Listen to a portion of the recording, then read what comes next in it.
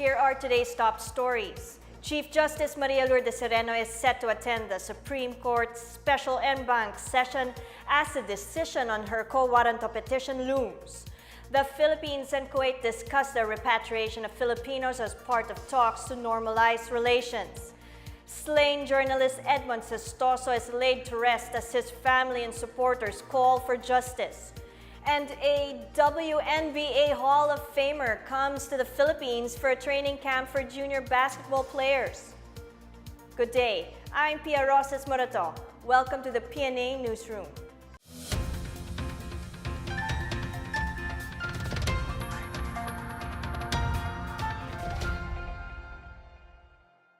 Chief Justice Maria Lourdes Sereno is set to attend tomorrow's special en banc session where her fellow justices are expected to decide on the quo warranto petition to nullify her appointment. More in this report from Benj Bondoc. Chief Justice Maria Lourdes Sereno indicated she would attend Friday's Supreme Court special en banc session, stressing that she is also ready to face the impeachment complaint filed against her. Attorney Carlo Cruz, one of Sereno's spokespersons, said Sereno is ready to preside over the special en banc session where the quo warranto petition is expected to be tackled and resolved by the court. If found guilty, Sereno will be the first Chief Justice to be removed from office through quo warranto proceedings. Cruz said they would file a motion for reconsideration once the court rules in favor of the petition. The court has decided to move up its deliberation on the quo warranto petition originally scheduled for May 17. Cruz reiterates that Sereno will not resign and she is fighting for the truth and for the Constitution. If the court's ruling on the quo warranto pushes through on Friday, it will come ahead of the House of Representatives plenary vote on the Justice Committee's articles of impeachment against Sereno when Congress resumes session in mid-May. Sereno will be deemed impeached if at least one-third of the House members vote to accept the committee report. For the PNA Newsroom, I'm Benj Bondoc. Former Senator Bongbong Marcos is asking the Presidential Electoral Tribunal to speed up the recount of the 2016 vice presidential race where he lost against Vice President Leni Robredo. Marcos says 2 years is too long to keep people waiting for the true results of the previous elections. Marcos said that he is still hoping that the results will proclaim the truth and that anomalies behind vice presidential polls will come out in time. The former senator said he went to the PET to personally check on the system for the recount. Marcos said they were hoping to find ways to help the process to be finished as soon as possible. Meanwhile, Marcos did not discuss merits of the case or any update on the recount due to gag order issued by the tribunal on both parties. The PET started the recount last April 2 and said it could not determine when the recount of the votes would be completed. Authorities from Kuwait have released 4 drivers who were part of the viral rescue operation that caused a spat between the Gulf state and the Philippines. The release of the 4 OFWs was agreed upon in a meeting between Philippine cabinet officials and the Kuwaiti Interior Ministry. About 600 remaining undocumented Filipinos, except for those with pending cases, will also be allowed to go home, with at least 150 of them joining the Philippine officials upon their return. Presidential spokesperson Harry Roque led the delegation, which left for Kuwait Tuesday night. During the meeting, the Philippines and Kuwait looked forward to the normalization of ties. A memorandum of agreement is expected to be signed and agreed upon after the meeting.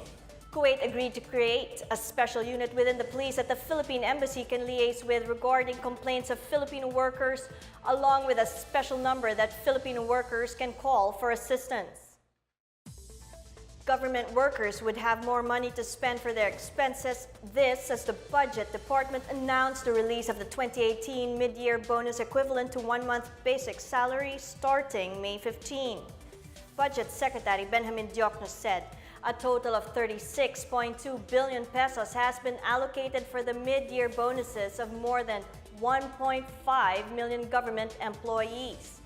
Based on Budget Circular number 2017-2, those who are qualified for mid-year bonus include employees who have served for at least 4 months from July 1, 2017 to May 15, 2018, remained in active service as of May 15, and obtained at least a satisfactory rating in the applicable performance appraisal period. The budget circular covers all positions of civilian personnel in the executive, legislative, and judicial branches, constitutional commissions, and other constitutional offices. Also covered are officials and employees of various local government units, including barangays, military, and uniformed personnel.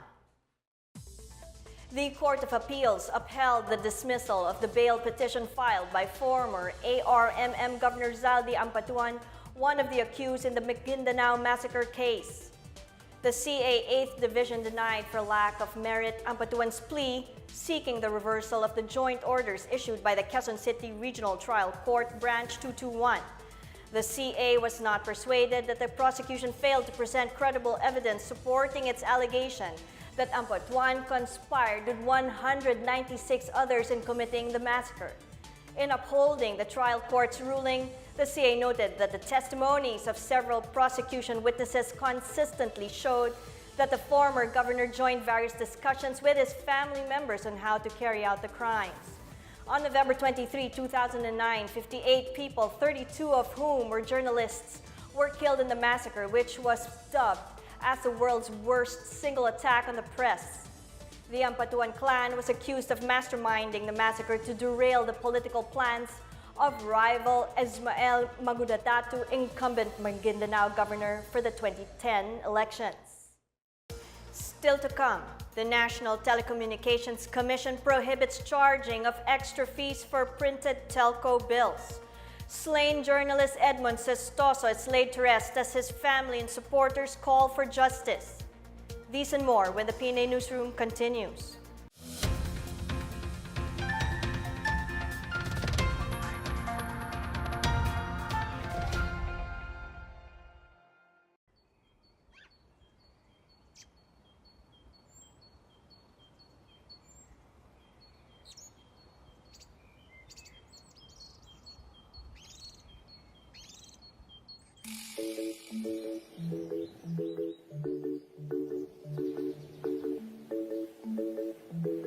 Magandang araw po sa lahat. Ako po si Ray Oliver Malana, Project Coordinator ng Baras Bird Sanctuary, Tacorong City. Ang Baras Bird Sanctuary ay 21 years na po. The area is around 2.5 hectares, previously planted to black pepper. Nag-umpisa ito sa 4 lang na ibon noong 1996 at ngayon nasa 20,000 na ang estimated population ng mga ibon.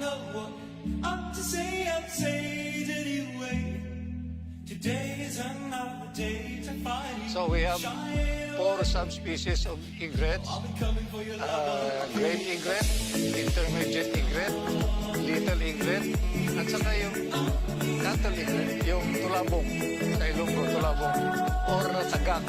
Ang heroes natin dito are the black crown night heron, rufous night heron, Javan pond heron. Walang human interference sa loob ng sanctuary except doon sa trail. So, napakalapit ng ibon. You do not need binoculars. Here we have a lot of birds every day, 365 days a year.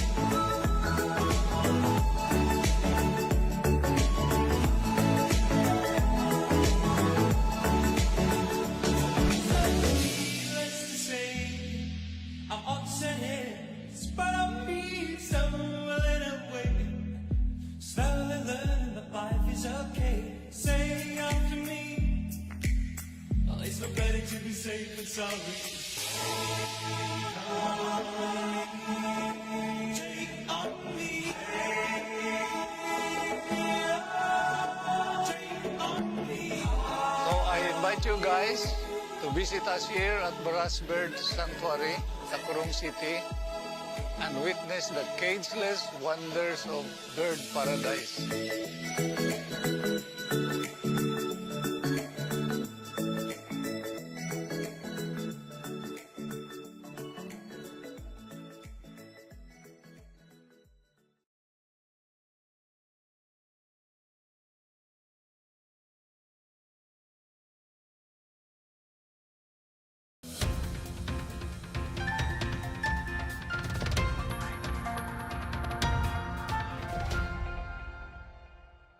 With technology being utilized by many industries, almost everything is now online, which means paperless transactions. But for those who still want their billing statements in a hard copy, the National Telecommunications Commission says you don't have to pay more for this service. Maricar Zapata tells us more. The National Telecommunication Commission, or NTC, has ordered telecom firms not to charge additional fees on subscribers who still opt to receive their monthly bills on paper.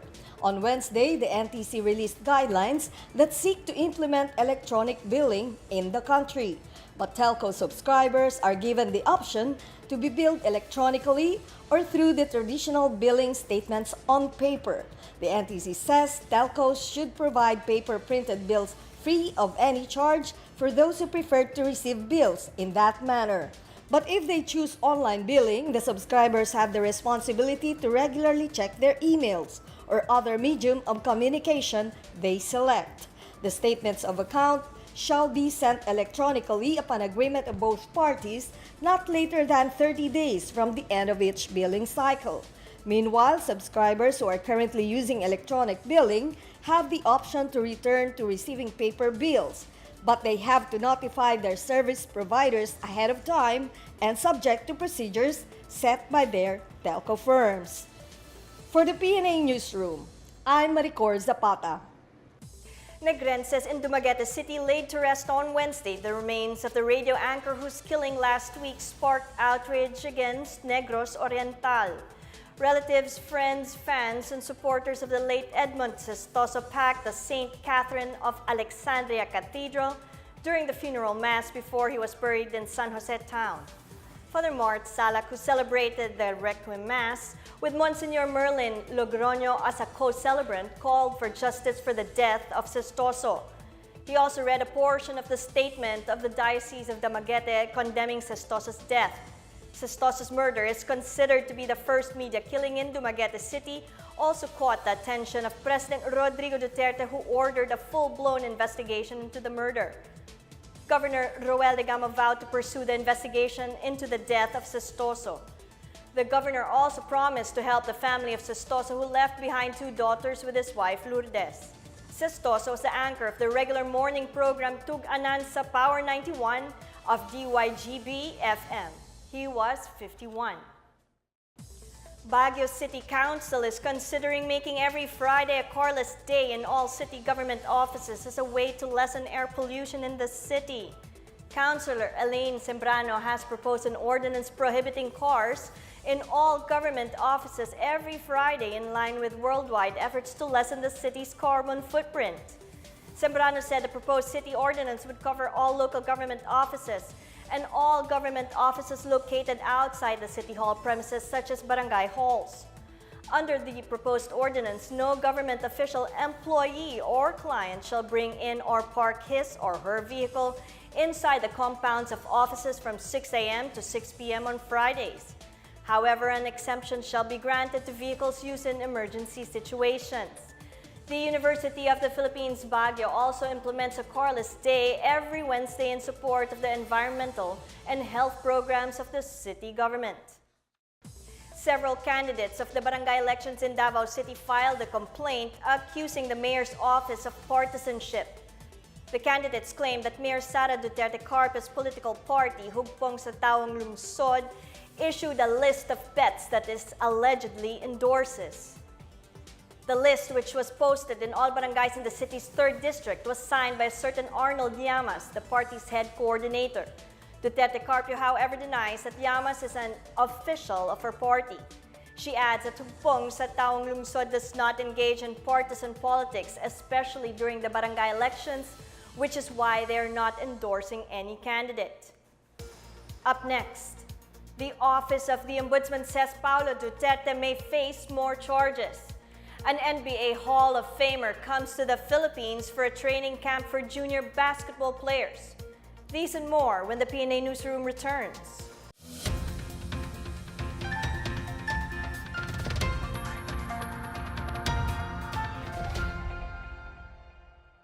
Davao del Norte farmers in Tagum City paved the way for a complete land transfer from current ownership to tenancy.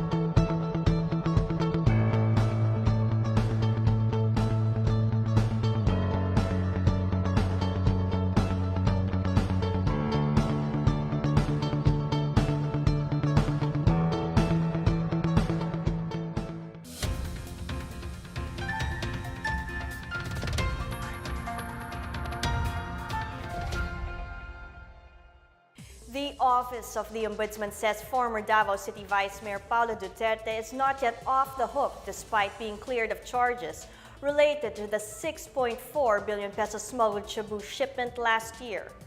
Ombudsman Conchita Carpio Morales says their investigation involves only the former vice mayor and not President Rodrigo Duterte or the rest of the family. She declined to explain which cases are pending against the younger Duterte, although she said a deputy ombudsman is handling a pending investigation. Among the cases filed against Paulo were violation of code of conduct and ethical standards for government officials and employees, grave misconduct, serious dishonesty, perjury, and several graft and forfeiture cases. The Philippine National Police has reassigned about 1,900 policemen who have relatives running in the barangay and SK elections. PNP Chief Oscar Albayalde says this is to ensure that the cops would not influence the candidacy of their relatives. He stressed that the reassignments are temporary and effective only during the campaign period until the end of the elections. Albayalde earlier admitted that friends and relatives of candidates are engaging in personal squabbles against their opponents. He has urged candidates to avoid conflicts and maintain a peaceful election. Women's Basketball Hall of Famer Cheryl Swoops will visit the Philippines as a special guest of the Junior NBA National Training Camp that will take place from May 19 to 20. Swoops will help in coaching camp participants who were chosen from the regional camps held in Bacolod, Butuan, and Makati. Swoops, who played in the first 12 seasons of the WNBA, starred for the Houston Comets, the team who signed her during the inaugural season of the league. She retired with 4 WNBA titles, 6 All-Star appearances, 3 MVP awards, and 1 Olympic gold medal, bringing her to the Naismith Hall of Fame in 2016 and the Women's Basketball Hall of Fame the following year. Joining her in the national training camp is Sacramento star Willie Cauley-Stein. The first day of the 2-day camp will be held at the Don Bosco School in Makati, while the culmination, highlighted by the selection of the Junior NBA All-Stars, will be at the SM Mall of Asia Music Hall in Pasay City.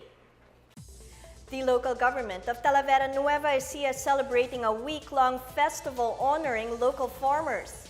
The festivity included the slicing of a giant quesong puti piece as its featured produce.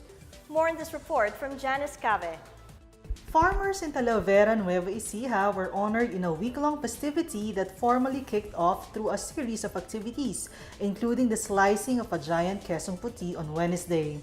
Mayor Nerivi Santos Martinez said the Linggo ng Magsasaka, which is celebrated in time for the feast of the town's patron saint, San Isidro Labrador, and the 12th Gatas ng Kalabaw Festival, is in recognition of farmers and agricultural workers who never tired in producing food for the people. Carrying the theme Masaganang Buhay ng Magsasaka sa maunlad na bayan ng Talavera, the festivity started with a mass that was followed with a colorful street dancing exhibition.